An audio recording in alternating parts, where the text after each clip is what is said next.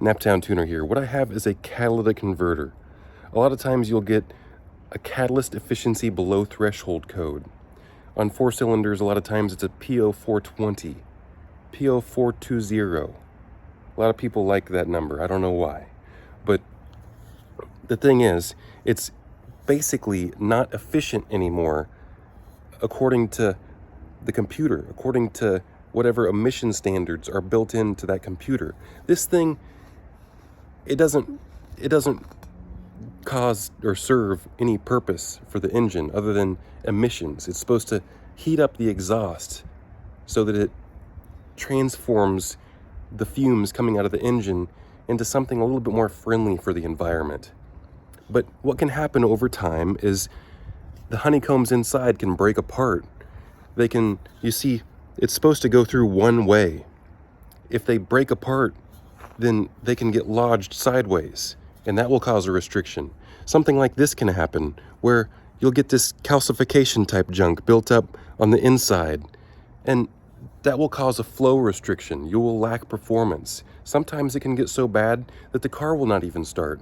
You have to take out this primary oxygen sensor and see that if it starts after that, then you know that it's clogged cat. If you have better performance after you take this out, then you know it's a clogged cat. That's the easiest way to test it. But sometimes you just have to replace these things because they do kind of have a lifespan.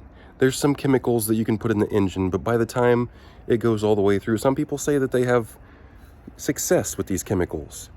But I have a hard time believing that any kind of chemical that you put through the engine, that the engine burns first, is gonna come through this catalytic converter and break up this gunk buildup on the end of the honeycombs. I have a really hard time believing that. If you think that that's possible, then please tell me in the comments.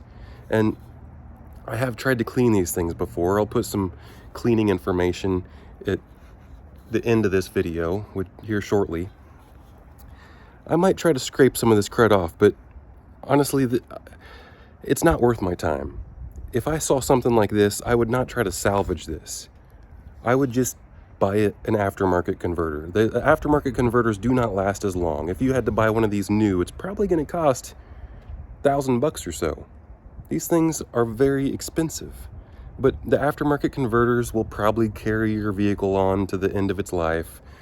They're not going to have as long of a lifespan as these, but if you have a vehicle that consumes a bunch of oil, it's going to take this thing out sooner than later. This is one of the things that fails when you have an oil consumer.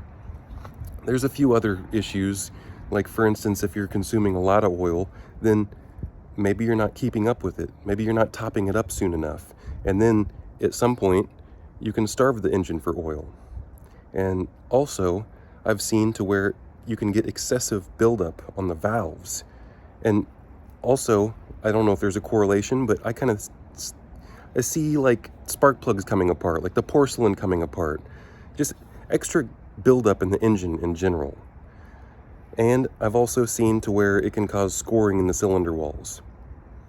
Usually, I don't really see that unless it has high oil consumption, even if the oil consumption is kept up with. The last one I did had a lot of high oil consumption, and the coolant had a little bit of oil in it.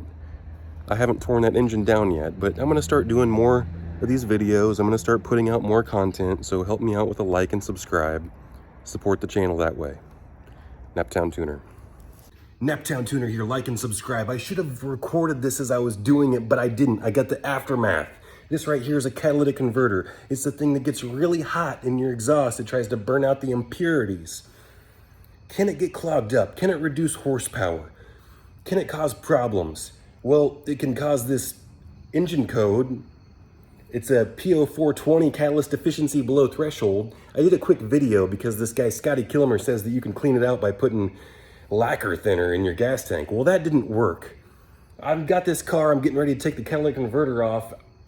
The lacquer thinner didn't work. He says to take it off and clean it, physically clean it. Well, he says to use like dish soap or something like that, but I used a pressure washer just out of curiosity. And let's take a look real quick. So you see how there's some honeycomb missing? Some people will tell you to clean this thing out, you need to spray it down with your pressure washer. And I have the cheapest electric pressure washer you can get. It's like 1400 psi or something, not very much pressure. And it still blew those honeycombs out. And I wasn't even holding it right up next to it, but you can tell the difference on the sides where it's not as clean. So there's a possibility that cleaning the surface will actually clean the thing up, based on what it looks like anyway. This crusty stuff here came out of the catalytic converter. Was this the precious metals, or was this the impurities that are clogging up the filter? More on this in the future. So I'm in here in my garage sink, and I'm giving my catalytic converter a bath. Scotty Kilmer said that you could clean out a catalytic converter with lacquer thinner when it's still in the car. And if that didn't work, then you had to clean it out with laundry detergent like this. So I got my Free and Gentle laundry detergent. I don't necessarily know how much I'm supposed to use, so I'm assuming more is better. And I'm just gonna let it soak in this hot water. I got a hot water heater in here. There's my air compressor. And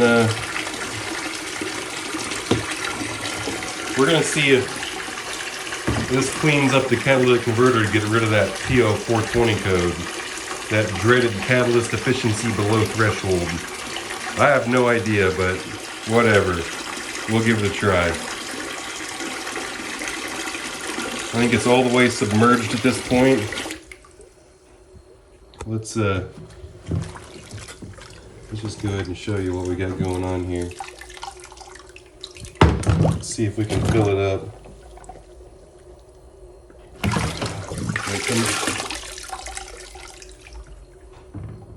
I wonder if I can fill up this end and see what happens. Trying to fill up one end and watch it come out the other like this. Well, I don't know. I'm gonna watch this video again just to make sure I'm doing it right, because people in the comments on the other video are like, "You're not doing it right." Whatever, I don't think it's gonna work anyway, but we'll see what happens. So it's been about an hour. That's what the internet says. And then they say that you're supposed to pressure wash it, rinse it with a pressure washer on the lowest setting. Well, I tried that before, and I'll show you here in the next clip what can happen if you do that. But I almost feel like I should be washing it more. Like I almost feel like I should have been dunking it and doing this a lot more or something, not just letting it sit there. But anyway, it didn't even really change I think what was in there might have just been stuff, crud from the sides from me washing my hands. But we're gonna drain this, and then I'm going to lightly rinse it with this hot water here. I wish the sink was larger, because I can't really fit it. You know, this doesn't fit.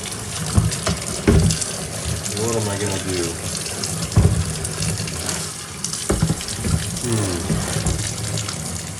Alright, it's just getting back rinsed through the O2 sensor. So, I think that's good enough. I'll rinse it through the top as well, but you're not going to be able to see it on film very well, so I'm going to use some showing it.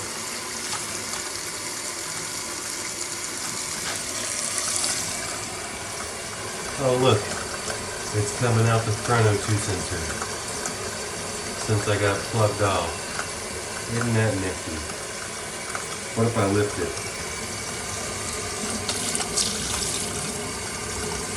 It definitely doesn't come out the front O2 sensor anymore if I lift it. It was washing that soapy water solution out though. I could tell, you know, there's still laundry detergent coming out, so I like that for a while.